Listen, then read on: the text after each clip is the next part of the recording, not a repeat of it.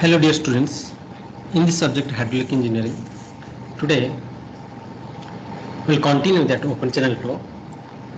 In the last class, we discussed about efficient channel section. Okay.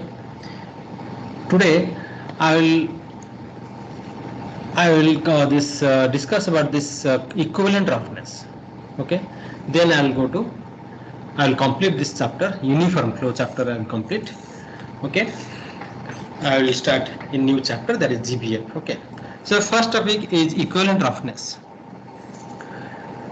Roughness, roughness, that is the coefficient of roughness. Okay, that actually does not remains constant neither in the longitudinal direction of a channel nor in the lateral direction of a channel. Okay. Okay, if it is different for a longitudinal direction, that is per different length we can consider, we can do analysis. But if it is in the lateral direction, how to can do the analysis, or how to calculate this equivalent roughness. Okay, so here if you see here in the middle portion of the channel, in the center portion of the channel, okay, here the particles are very fine. The particles are very fine, but here in towards this bank, the particles are big in the coarser particles, and there may be grass. Okay, there may be grass here. Okay, there may be some shrubs here in the banks. Okay, some vegetation may be there in the banks. Due to that, there may be roughness, means more roughness. So roughness increases towards this bank. Okay, and roughness here, it is less here in the middle portion. So here we have to calculate the equivalent roughness, so that it will be simplified. It will be simple to analyze this flow problems. Okay. Let we divide first this cross section into different parts. In different sections we divide. Okay. P1, let this is the perimeter for the one section. P2 is the perimeter for the second section. P3 is the perimeter for the third section. Like this P4, P5, like this Pi. This is the Pi section. Let up to P n minus 1. This is the Pn section. Last section. So these are the perimeter of different sections. Okay, so the area, the discharge will be constant for all sections. Discharge will be constant, that is Q. Okay, and the velocity remains constant because velocity is not changing with in the lateral direction. Or here it will be one velocity, here in the bank it is another velocity. So that we are not considering. Velocity is constant. We are considering discharge is constant. Only the area for different section area is different, and the perimeter is different, and this Mannix roughness coefficient is different. N1, N2, N3, N4, like this, N. A1, A2, A3, A4, AI, An minus 1, An. So total cross-sectional area of the channel is summation of AI. Okay. If there is N section, this will be N section. Okay. So N, A1 plus A2 plus AI plus An. Total is A is the cross-sectional area. The total area. B1 is equal to B2, B3 is equal to Bi, B equal to Bn, B. Velocity remains constant. And the bed slope, which is longitudinal bed slope, that also remains constant. That does not changes with in these sections. Okay. So S naught to the power half, according to Mannix equation, is B into N divided by R to the power 2 by 3. So this I can write B1 N1 equal divided by R1 to the power 2 by 3 is equal to B2 N2 divided by R2 to the power 2 by 3. Like this, we can write, which is equal to Bn divided by R to the power 2 by 3. It means velocity or the discharge is constant, bed slope remains constant. Okay. So if you apply the Mannix equation, this term remains constant, this term remains constant. Only area, perimeter, N, these three value is changing. So from this Mannix equation, we can write this AI to the power 2 by 3 is directly proportional to this Ni into perimeter to the power 2 by 3. Okay. This from this equation I can write. So here for a section, for a particular section I. Okay. So if you take ratio of this particular section I and total area of this section, if you take the ratio AI by A to the power 2 by 3, which will be equal to Ni into Pi to the power 2 by 3 divided by N into Py to the power 2 by 3. So from here, AI will be equal to A into, if you just simplify, you will get Ni to the Pi to the power 2 by 3 divided by N into P to the power 2 by 3 whole power 3 by 2. Okay. So the summation of this AI, if you take the summation of this AI, which is total area. Okay, total area is equal to this A into this term. Okay, this term, which is summation of this Ni to the power 3 by 2 into Py divided by N to the power 3 by 2 P.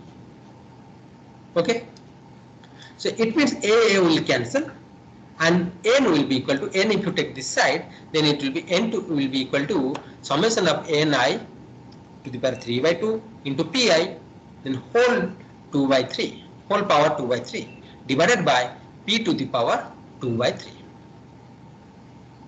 Okay. So this is the derivation of equivalent roughness.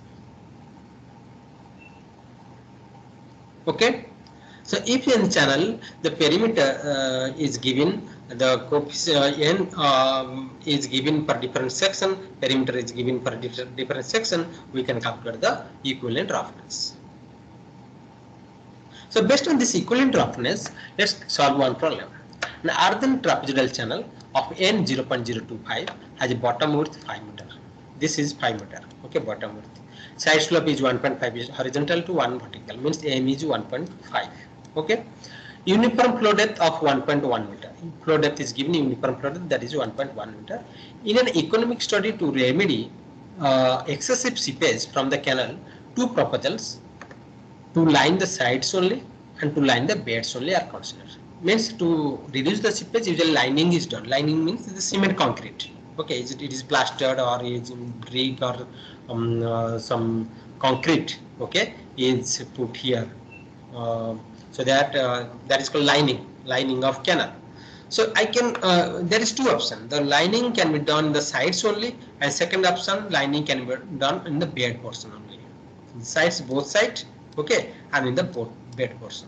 So there is two options. Which portion is better? If the lining is of smooth concrete, which is concrete smooth, that is N is 0.012, calculate the equivalent roughness in the above two cases. So here the equivalent roughness in the two cases, the first case when sides only are lined, and the second case when bed only lined. In the two cases, we have to calculate the equivalent roughness. Okay. So the channel roughness coefficient is given 0.025 and concrete roughness coefficient is given 0.012. So the first option, that is to line the sides only, these two sides. Okay. If lining is done for two sides only, not the bed, then the N1, let this is the 1, this is 2. Okay, section 1, this is the section 2. So here the N1 will be 0.025 bed roughness, here concrete roughness, that is 0.012 N2.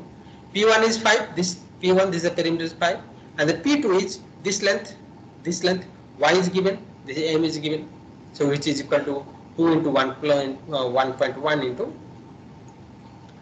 this square root of P2.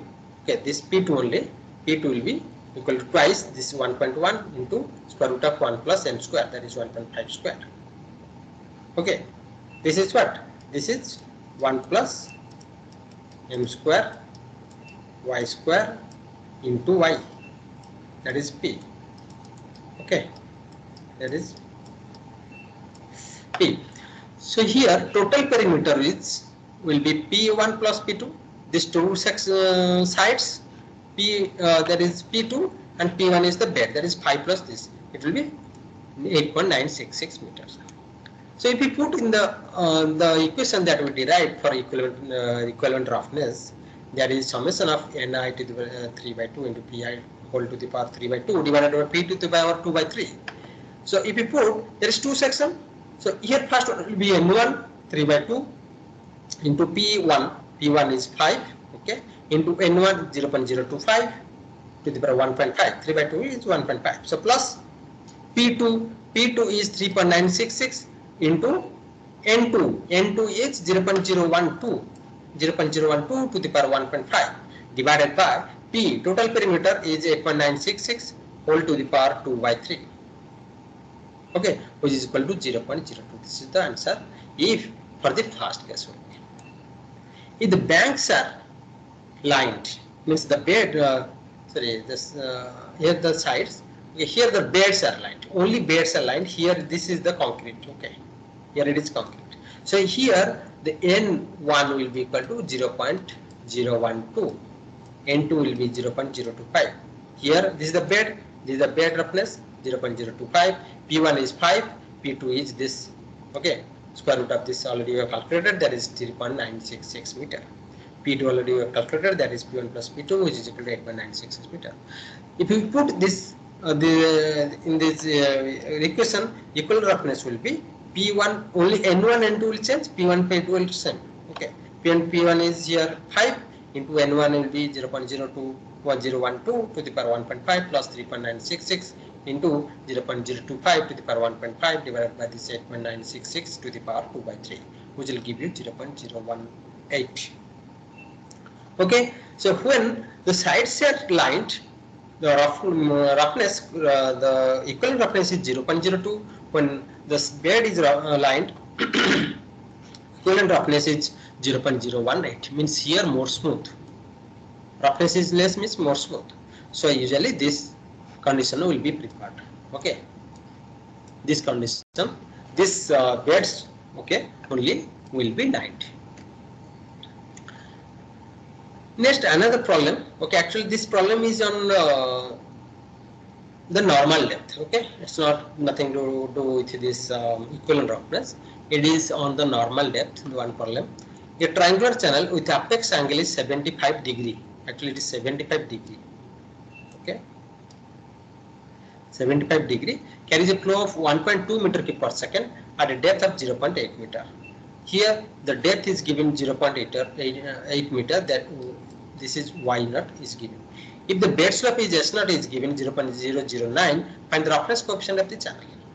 Okay, means it is actually for the normal depth or the uniform flow. The equation we have to apply. This normal depth is given. Area is perimeter we have to calculate. Area hydraulic mean radius we have to calculate. Then n we have to calculate using Manning's equation. S naught is given. Only here discharge is given 1.2. Discharge is given.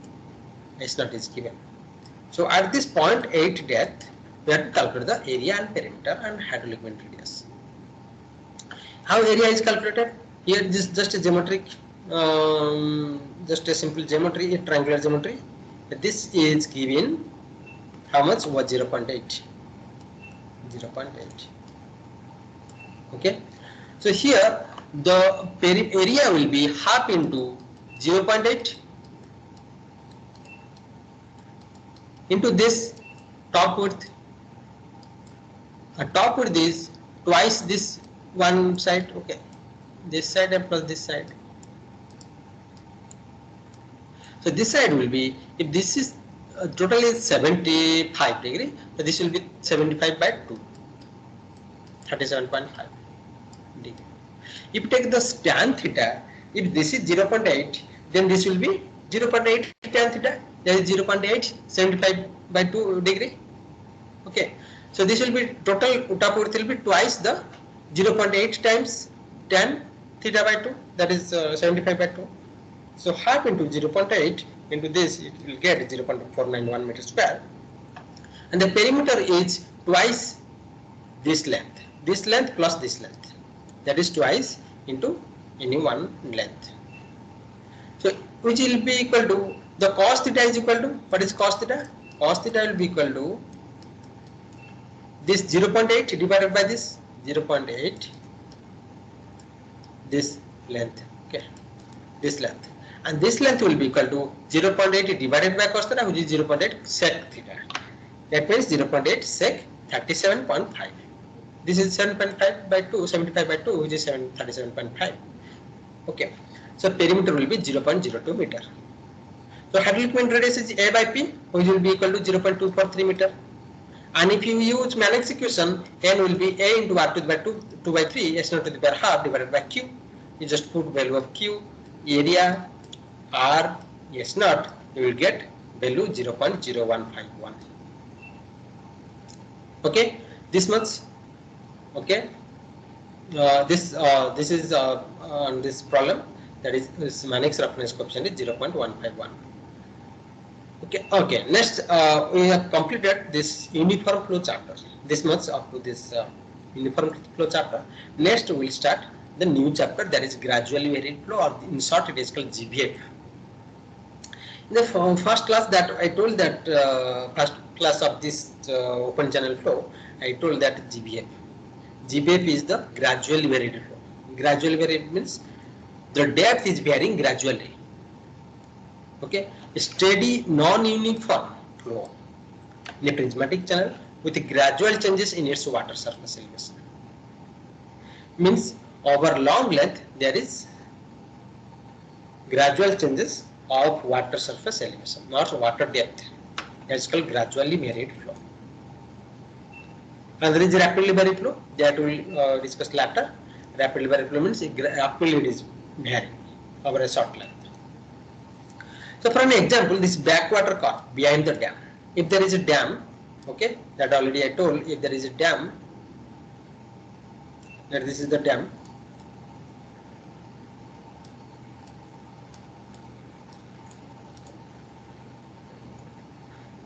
Okay, this is the reservoir, okay, this is the reservoir flow in this direction, okay.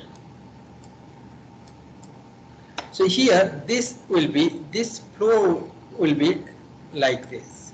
Sorry, it will be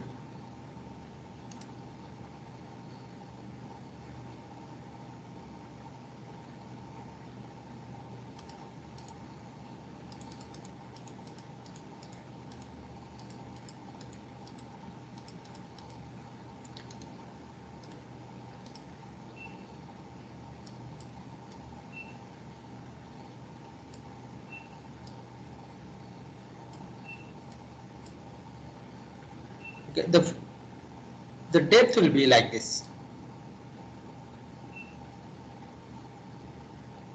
Okay, this will be your depth. Means flow depth behind the reservoir. This is called backwater curve. Okay, this is called backwater curve. Backwater profile. Okay, behind the reservoir, in the reservoir behind the dam. Here there is gradual variation of depth.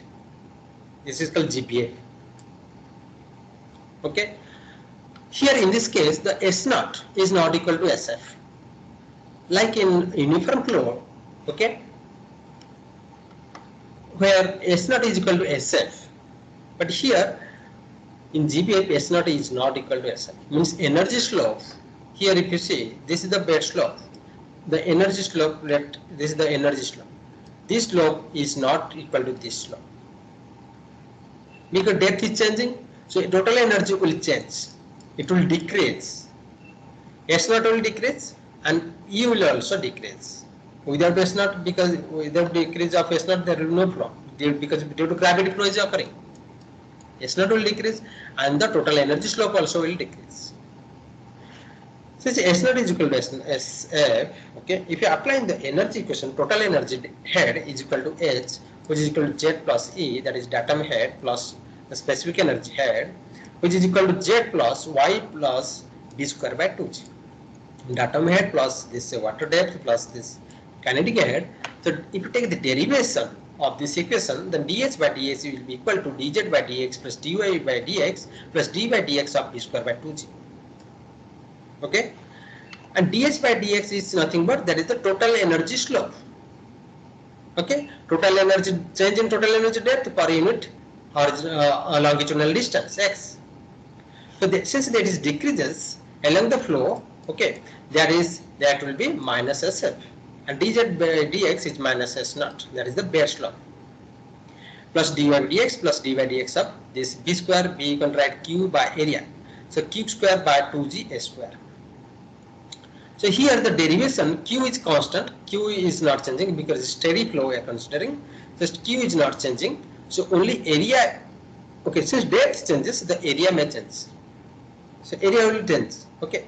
So it will be minus SF is equal to minus S naught plus dy by dx plus q square by 2g a square into derivation of this a square 1 by a square, which is equal to minus 2 divided by a into dA by dx.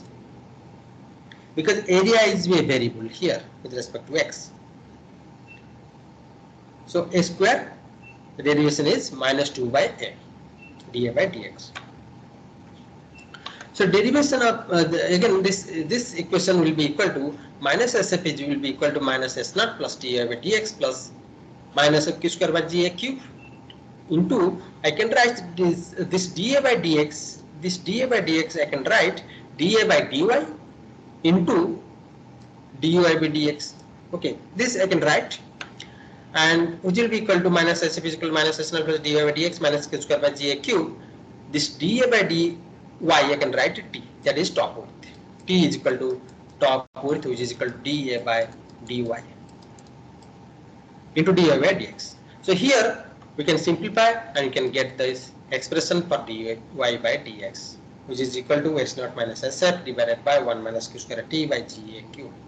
This is called equation of GPRP. Using this equation, the water surface profile is calculated.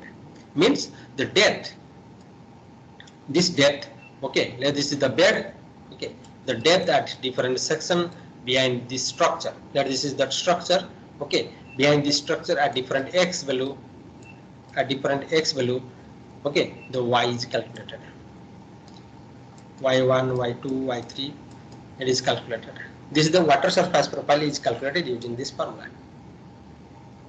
If you know the S naught, SF, Q discharge is known, top width is known, okay, then the water surface profile can be calculated. Okay, this was for this today's class. Okay, thank you so much.